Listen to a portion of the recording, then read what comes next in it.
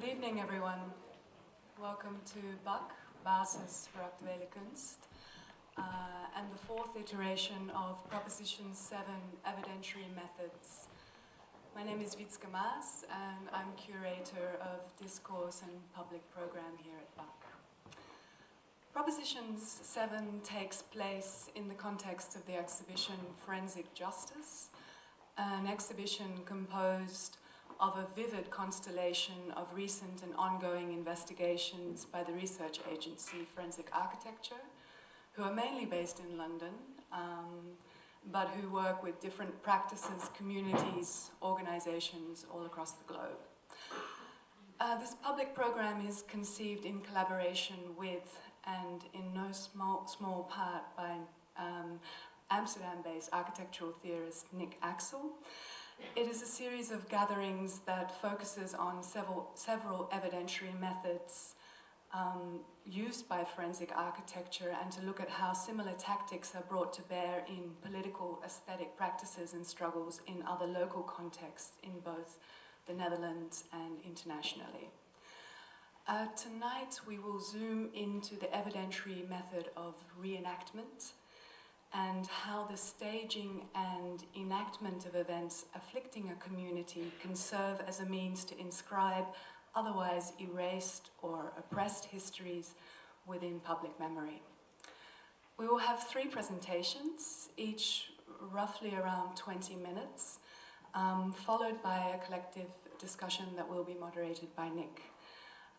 First up, we will have art historian and activist Lisa Ito from Manila, and she will talk about reenactment practices and memory as resistance through the work of the concerned artists of the Philippines, and which she is intensely involved with.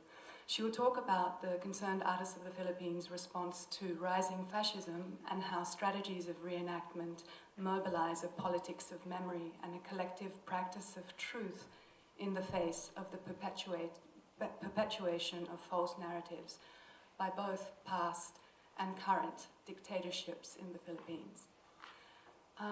After Lisa, a Berlin-based artist and activist, Natascha Haghighian, she's a member of the citizen-led initiative 6th of April, which was established to form public awareness and culpability to the racially motivated murder of Halit Yozgat in Kassel on April 2006.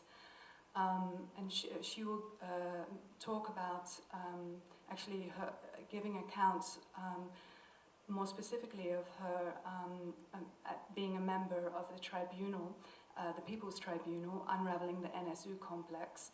And this tribunal is where those targeted by the NSU, the Nationalist Socialist Underground, have their viewpoints foregrounded. And thirdly, we will have a researcher who's based in Athens, Stefanos Levidis, working with forensic architecture, and he will talk us through the 77 square meters 9 minutes and 20 seconds counter-investigation into the killing of Halit Yozgat and the presence of the Secret Service agent Andres Temme at the scene and time of the murder. Stefanos will look specifically at how the physical model and reenactment is calibrated with the digital corroboration of data and evidentiary analysis. And actually tonight, and as many of you who have already seen the exhibition are aware of, that we are sitting in the midst of this particular installation, 77 square meters, 9 minutes and 26 seconds. And this has been installed, or rather should I say, embedded in this auditorium, a space itself of enactment and reenactment.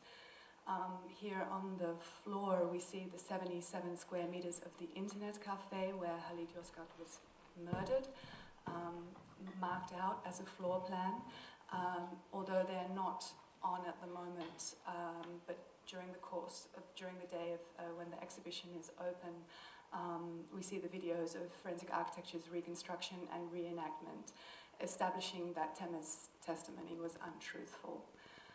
And I'm also excited to say that since today we have a new element that has been added, and it's a flow diagram, and it's placed within the tribune, so it's on the table structure here, nested right within the auditorium seating.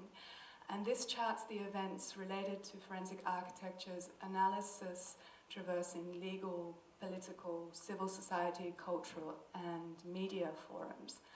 And what this diagram really shows is how forensic architecture's investigation has been produced, presented, and also contested across these many forums.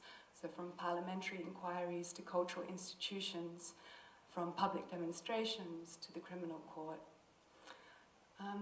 From the onset, this exhibition and public program has been imagined as a generative forum rather than as a static representation of a set of investigations. The exhibition and public program involve many different groups and constituencies, as well as what we have done today, adding new elements, and so that a constant interaction and adaptation allows for the complexity of the investigations to be examined from multiple perspectives. As said, we will hear 3 presentations by Lisa, Natascha, and Stefanos, but I forgot to mention that we won't be taking any questions as such after the presentations, because we would like to have the opportunity to really delve into a collective discussion at the end of the presentations. But should there be any really burning or urgent questions after everyone's presentations, I can just take them quickly. And so before I hand the floor to Lisa, just a couple of technical remarks. The evening is being filmed and will be made available on Buck's website in the coming weeks. And of course, I would like to heartily thank all my colleagues at Buck for all the great and continuous team effort. And a special thanks goes out to our speakers tonight for your presence here in Utrecht and ready to share critical, demanding and timely insights into your work. I'm looking forward tonight to unfolding different facets and commonalities of reenactment and to energize this evidentiary method further. Thanks a lot.